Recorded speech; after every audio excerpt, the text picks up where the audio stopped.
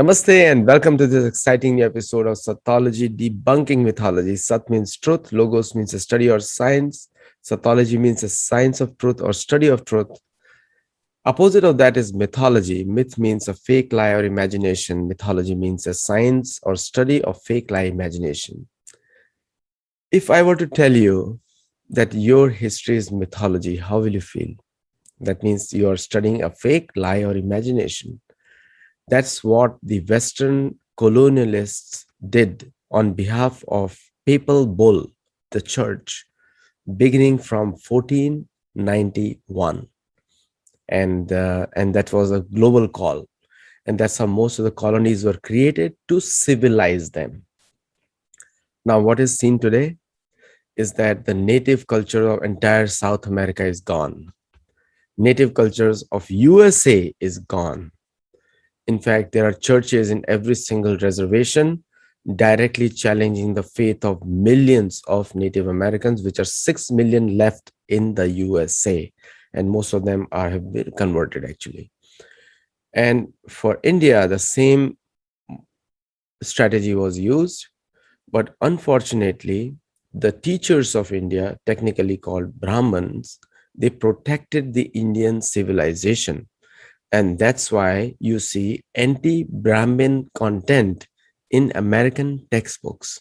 That was the Max Muller's campaign and Macaulay's campaign. So the same colonial strategies are being used in today's USA against the native faith of Hindus. This is just information for all of you. And my first article did come out on that, and my book is coming out shortly. I'm saying for such a long time, but I'm not getting time to write. Anyway, I have a very, very special guest, a scientist in his own right, because yoga is an experiential science. You can experience it yourself. And that's what science is all about. You can experiment it and you can experience it. And so without delay, let us welcome Shri Atul Vyas. Very good morning to all of you. From the very beautiful city of Jaipur, Pink City. In fact, my house looks like a pink house now. I have red bricks everywhere. That's Wonderful. what when people go for jogging or something, they say, we've become the local landmark. The pink house you cross, then you turn right. That's what it is. Pink is a very, very joyful color. It's a joyful color. So, Atulji, like yoga karmasu kaushalam, I want all American politicians, all American public officials, and also the teachers of America, they should follow yoga. Am I wrong in saying that or expecting that? No. You are not wrong. Rather, you are doing a favor to them by just drawing their attention to this aspect of life. Because if you want to really rise in life, yoga is critically important, whether it's worldly life, it's a spiritual life, or materialistic life, or you can call it by any name, any dimension of life. If I say yoga is very, very important, and I can tell you that Jawaharlal Nehru long back asked, can we combine the progress of science and technology with the science of mind and spirit? And that was a very, very relevant question. And secondly, there was a German science physicist, Schrodinger. I'm sorry, I'm not getting the name right, but Schrodinger. He was a great physicist, and he said the main task of the science is to know who are we. It is the only task of science, not one of the tasks of science, but the only task of the science is to know who are we. The Schrodinger, he was a great physicist. So the point is that when scientists say that, and America, which is governed and I say represent science and technology, is a symbol of science and technology. is cannot progress beyond certain limit without the progress of mind and spirit. And mind you, that material wealth without tolerance, compassion, and wisdom will turn humanity to ashes. And we have recently seen this happening, what China did with Corona to the entire world. Aditya So very good opening line, and I think I feel validated now by you. You're the yoga scientist. The most common misconceptions about yoga is that it is a Hindu thing, and HINDOO. That's why the Max Muller writes. And Max Muller was threatened by yoga and anti-Brahmanism. Technically, any teacher is a Brahmin if they control their senses. Obviously, the conditions apply, and teachers are supposed to control their senses because they are they have to set a good example in front of students and their followers. And teachers generally have the biggest emotional bond with young children. So technically, all teachers are supposed to be on the platform of Brahminical culture. But Brahmins have been targeted for race in American textbooks, and they are literally copy of Max Muller. Now, every teacher, like yesterday, we had a great show with Zeb. He's one of the best yoga instructors in North America, and he sings kirtans. And he also speaks on Bhagavad Gita. I gave him the first Bhagavad Gita in 2012.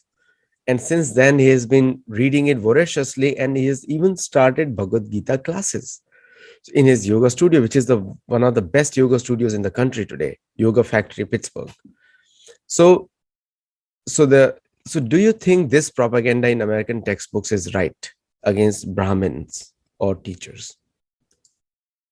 Look, there was a saint called Vishuddhanand Saraswati, and he was the propounder of the science of sun. He was the first scientist saint who long before the periodic table, he validated the periodic table, that he said that everything is there in everything. That is, in a book, the entire things of the world are there. And he showed it through the experiment with magnifying glasses and sun rays. He was the propounder of science of sun. And through the sun rays, you could do anything you want. And even he made a dead bird alive before Paul Bronton. He went in 1940s, when there was an onslaught on Hinduism by the British and the churches and medical science and knowledge of the West. Everybody, the Brahmins and everybody got very worried in the Kashi when they approached him and said, Sir, will this, our Sanatan Dharma will survive? He said, it is the name Sanatana.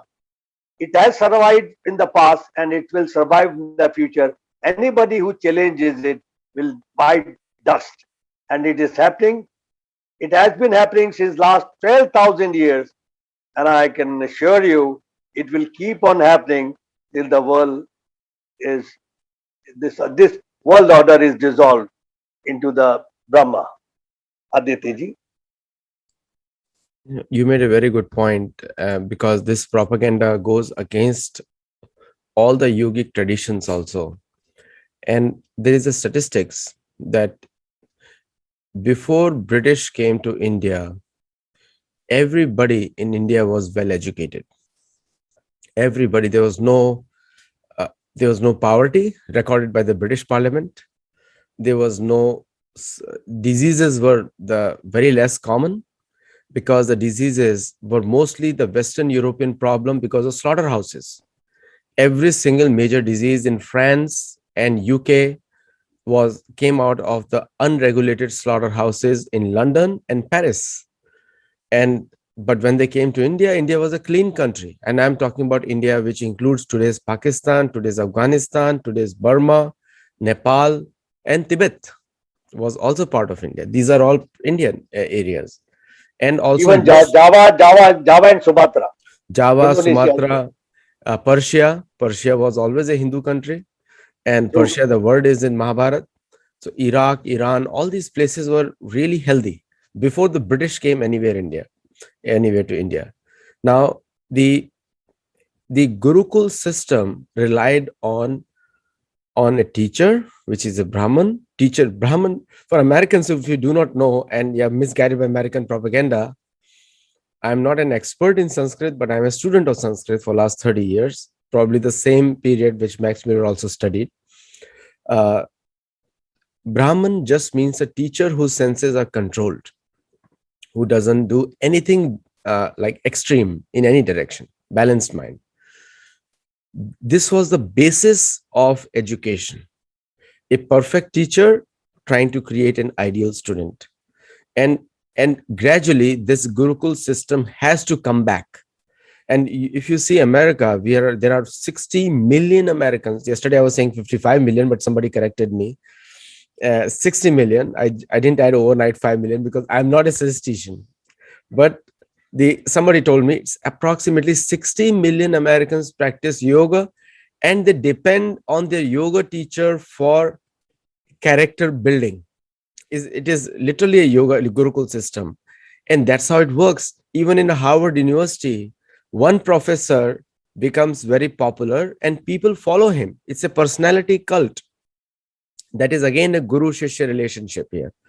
Now, how can people reject a teacher in the name of Brahmanism? What is your view on that? You're yourself a teacher for many people, including Hollywood stars.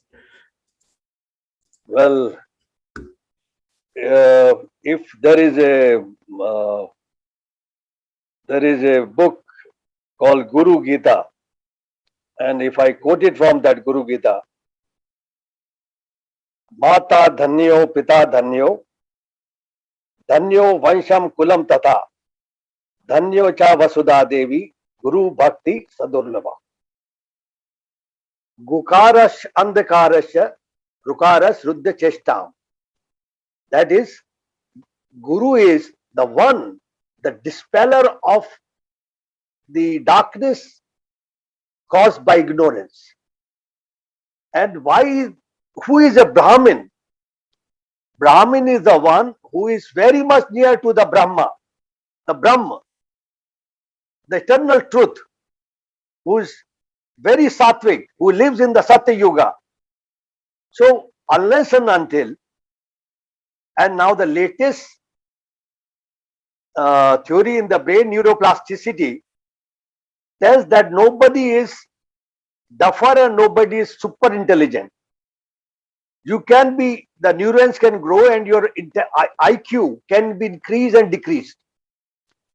So, in the yoga tradition, there is a path called Kriya Yoga, in which we believe that there is a lotus, inverted lotus on our head like this, and the stem of that lotus goes right from the spine to the base of the spine.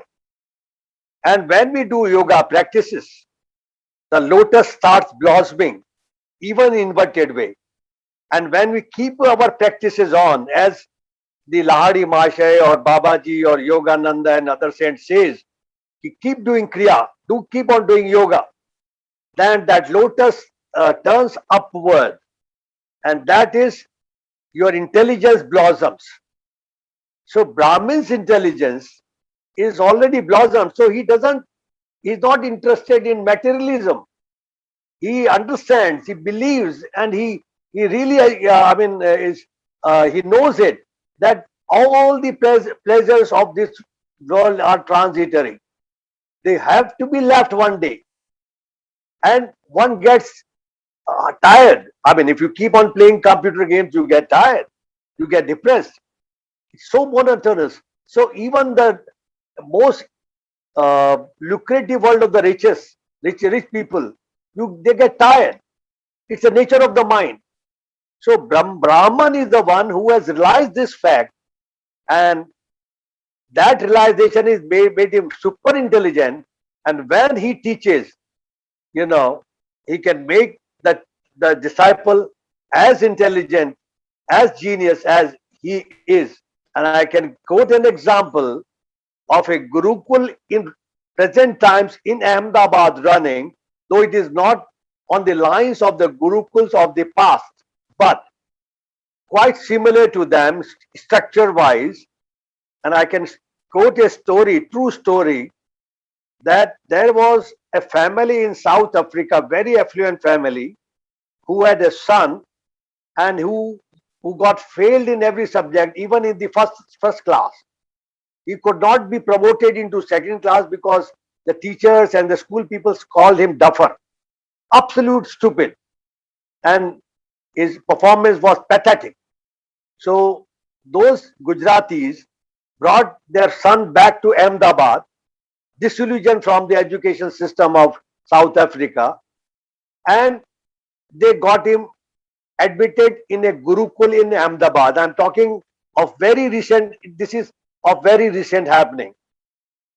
And when he was analyzed in the Gurukul, Gurukul believed that everybody is a super genius or can be developed into a super genius.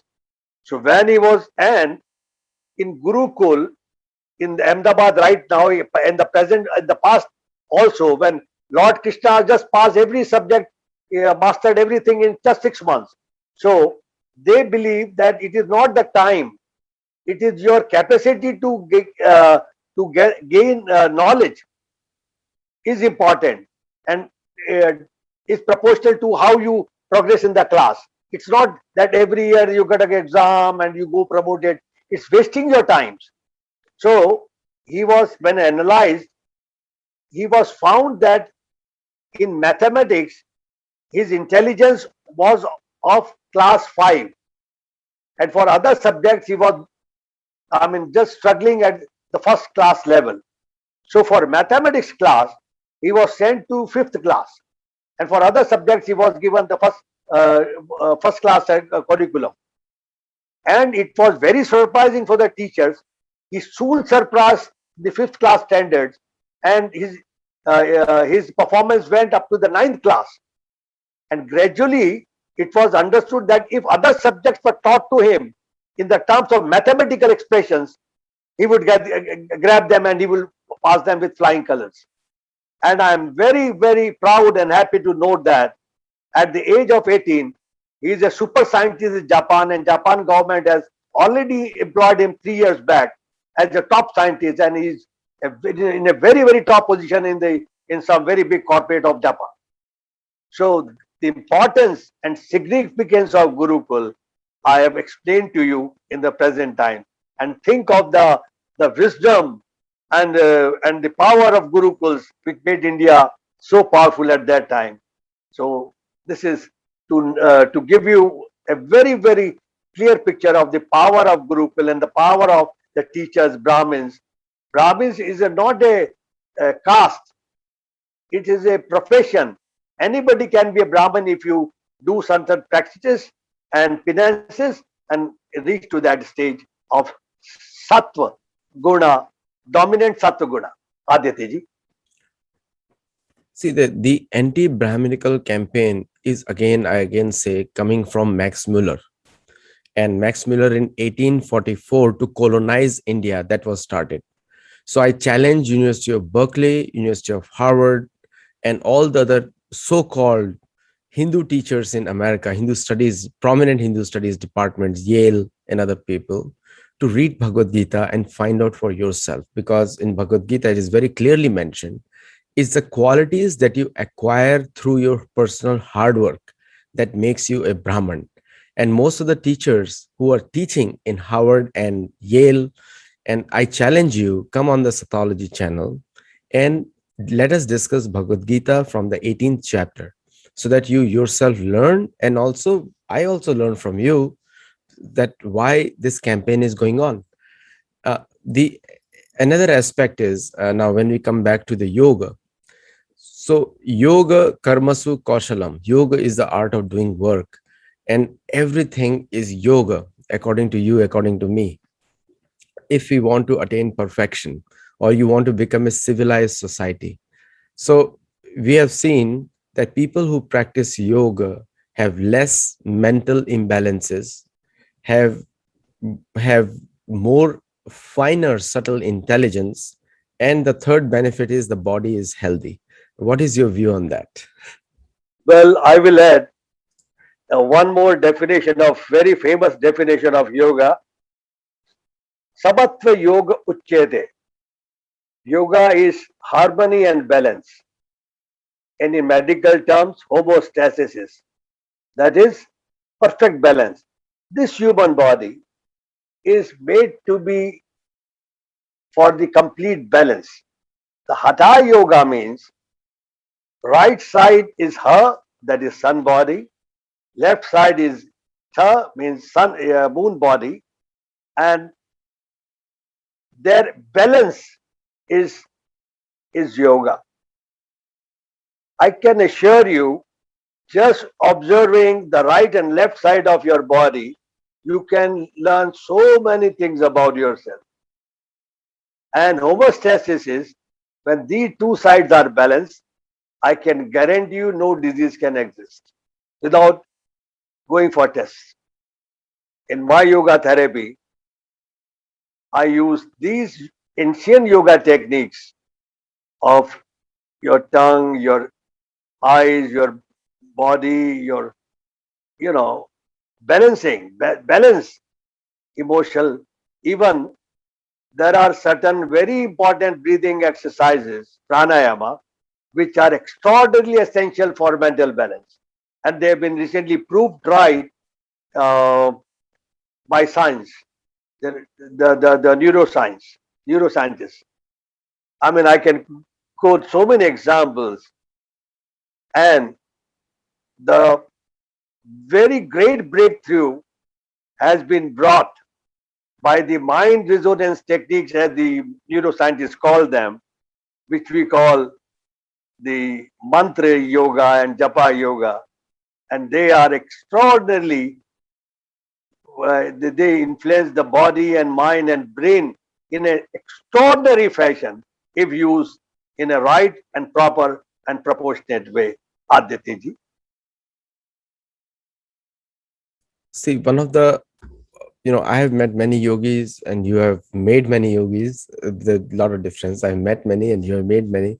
The I have seen generally one characteristic in yogis is they're very good listeners, and which is a very much required quality in today's world because everybody wants to talk, they don't want to listen.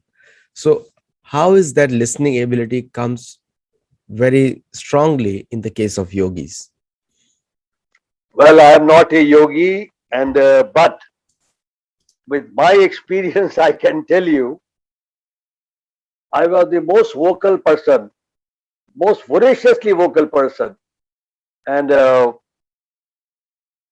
mean, I can tell you, and I could speak on anything and everything because my heart chakra is open.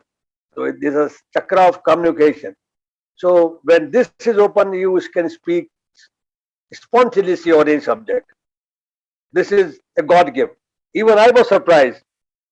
I would speak first and then I think, oh wow, what I have spoken. So my point is, when I've started doing certain cleansing, internal cleansing yoga practices, of course, the asanas also internally clean, but there are other very subtle techniques which I am following. You will be surprised. I don't like to speak. And when you don't like to speak, you listen. So it is not the question of listening ability, but you don't like to speak because you realize that this is all essential. This is useless. Speaking is wasting your nervous energy senselessly. And when you listen, you you may gather something good. The other person may mean it something else, but you may interpret in another way which is very beneficial to you. So it develops, it happens naturally. It has happened with me naturally. Very now People tell me that you are become very quiet. You don't be that, they call they charismatic and talkative. And I said, no, I don't like to be. They said, are you suffering from depression? I said, no, I'm very happy. Aditya ji. uh, Samatvam yoga uchite, you mentioned there is a words of Krishna directly. uh, and Yes. the another aspect of yoga is dharana, like the reception, like how you put it in your heart, which is again lacking in the world society because they are not practicing yoga. And there are attempts to make it a Christian yoga, Muslim yoga. The word yoga is Sanskrit, and in fact, yoga is banned by the Islamic clubs in North America. Where a lot of Islamic clubs ban yoga. They don't want their people to go to yoga, but everyone goes secretly. They don't tell them, but they all go out because they experience a personal development over there. So, yoga as a personal development therapy, how good is that? What I can tell you, look, the Indian Sanatan Dharma has divided life into four objectives. And this applies to the all and sundry, be it Muslim, be it Christian, be it Chinese, be it Italian, be it anybody. And those four objectives of lives are dharma, artha, kam, and moksha. Dharma is duty, arth, economic, earning money, kam, enjoyment, indulgence, moksha, freedom from this cycle of life and death. So we have, they are equally important four objectives of life as per Sanatana Dharma. Very wisely they have done it. And we should give equal importance to these objectives and devote our time equally to all the objectives. If you plan your day, you must keep these four objectives in mind before you make your day. And I'm surprised to see that 80%, 90%, sometimes 100% of the time goes in artha, earning money. And when you are focused on one of the objects, the other three objects suffer. So that makes life imbalanced. So in my opinion, this is very, very important for the world to know and for leading a balanced, healthy, happy life.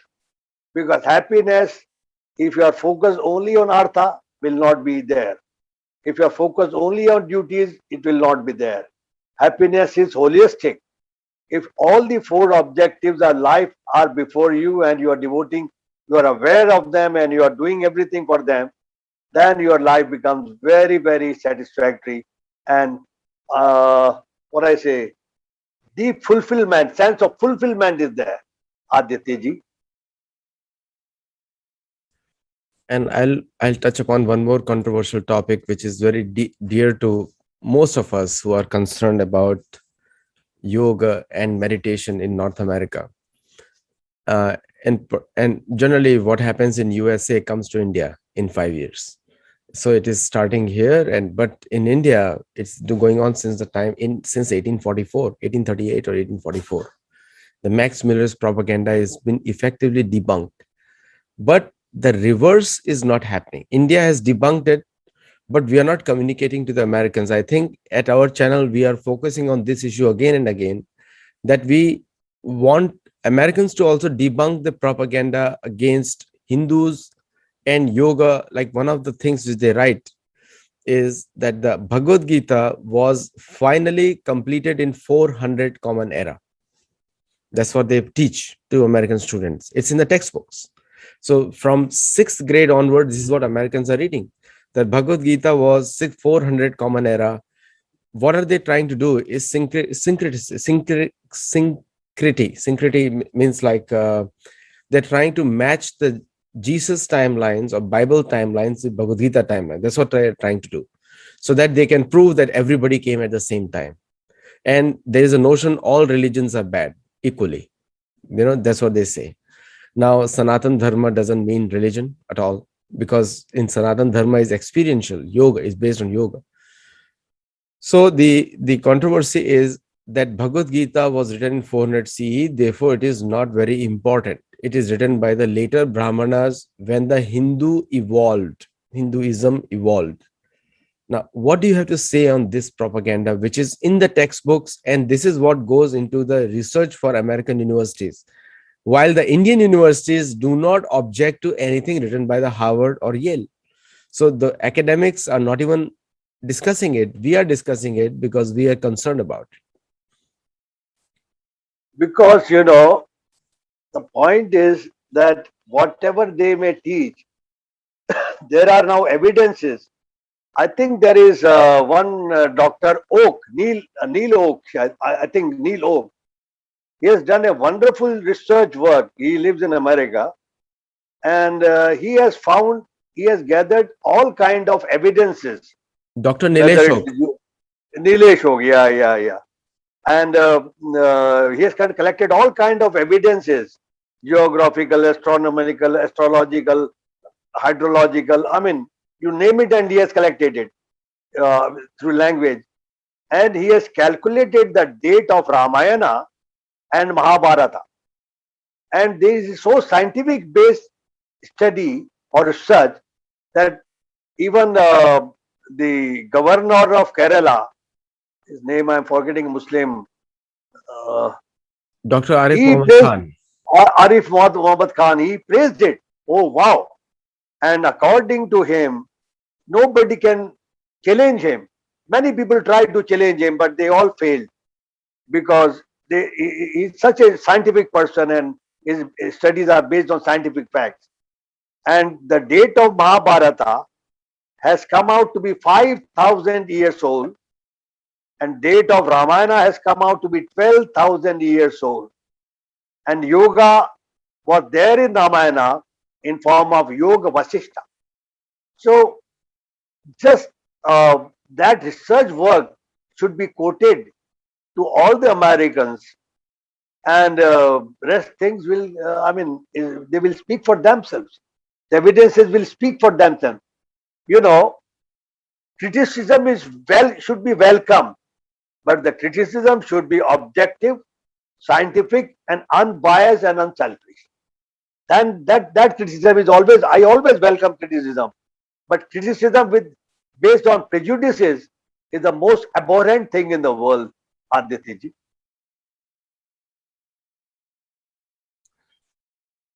Most of the we in Indian education system, they are also following the Max Muller model till now. I hope the new education policy changes that, because Max Muller actually destroyed it. It actually trained Hindus to hate their own culture by equating it with Abrahamic faiths. So most of the Abrahamic faiths are made on belief, like blind belief. If I tell you something, it's a word written in stone, and if you disobey my words or disagree with me, then you are out. That's the philosophy of the Western Abrahamic faith system. But the Indian system, Vedic system, is based on discussion, manan and chintan, and thinking, like deep deliberation, and also building a thought process, because it's a scientific system. Even Krishna, when he talks to Arjun, he leaves it up to him. Whatever you want to do, now you do. Freedom he gives. He doesn't ask him to fight a war. And there is a common misconception, and that is being taught in the Western American textbooks. Arjun did not want to fight, but Krishna was a warlord. He wanted him to fight. He forced him to fight. This is what the American textbooks teach. But that is not true. Krishna said, if you do not want to fight, it's up to you. He left it to himself. So the point here comes is Bhagavad Gita persuades you in the right direction, but it doesn't force you. It doesn't impose it on you. Even Krishna, Bhagavan, doesn't impose on you anything. So the freedom of decision making is left to you, and that is the only gift we got. Karmanye vadhikaraste. We have the right to do our karma, whether right or wrong. Now, in with that philosophical background, don't you think yoga is actually makes you free? America calls itself the first free country of the world. Is the freedom. We judge everybody else. We go to India, we are judging India. We go to China, we judge China. We have reports coming out. Every single agency is coming out with a report. Now, what is your point of view on yoga, that how it creates a free individual? Well, as I said, you try certain yoga techniques which I can recommend, and the proof of the pudding is in the eating. How free you feel. That's very simple to, as you said, it's experiential science. So there is the freedom, you start feeling yourself. To be honest, when I have learned from Mr. BKS Iyengar when I was very young and I was learning from him. But when I was very young, I was not so much mature, and my yoga knowledge was not so good. Not so mature and blossomed. When later on, when 1 year before he passed away, I had a great talk with him in Pune, and 1 hour, 2 hours interview on tape with him, one to one, open, free for all. And I asked him what he thinks the achievement of yoga is. He said he showed me the medical reports of American doctors about his lungs, which were destroyed. 95% of lungs were destroyed when he was 14 years old because of tuberculosis.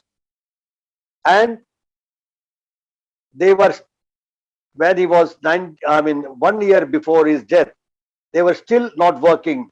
95% of his lungs were not working. And I have pictures of him showing his chest to me. Look, my chest. And the the wonderful thing he performed before me was that he said, "Look at me." Then I asked him, "Sir, how do you breathe? And how do you teach pranayam and all that?" He he showed me one technique and taught me later on that he stopped his physical breathing completely for 15 minutes. I watched it from my watch. I and he asked before he entered into this, he asked me to check by myself how I can do it. So I closed his nostrils. I put on my fingers in his ears. I mean, I did whatever I could do to test him. I put my hands on his tummy. It was not moving at all. And except putting my fingers in his anus, except I did everything. Tried to block all his holes, and he was breathing. He was normal. And after 15 minutes, he came back. And it was not like that he stopped his breath. He was very normal. He came back and smoothly was breathing, and there was no having a sigh or like other things. And I was very surprised. I was amazed because, of course, I have seen from many yogis, my gurus and spiritual teachers, but he was not a spiritual teacher. I asked him, "Sir, you are a physical teacher. How could you do this?" Then he told me that I was breathing by the brain. That is through yoga. And he told me the techniques how to do that. And I'm trying, and it's wonderful. As I said just now, I can share techniques which you can feel free. Free means freedom from dependency. We are dependent for our existence on our body. Yoga teaches to to our to yoga teaches our that we can exist without depending on this body, and that is the ultimate. This is how, and entire process of yoga is taking you step by step. Maybe you are not conscious, maybe you are not aware towards, taking you away from the dependency on your body. And Aditya, so that's why how yoga makes you free.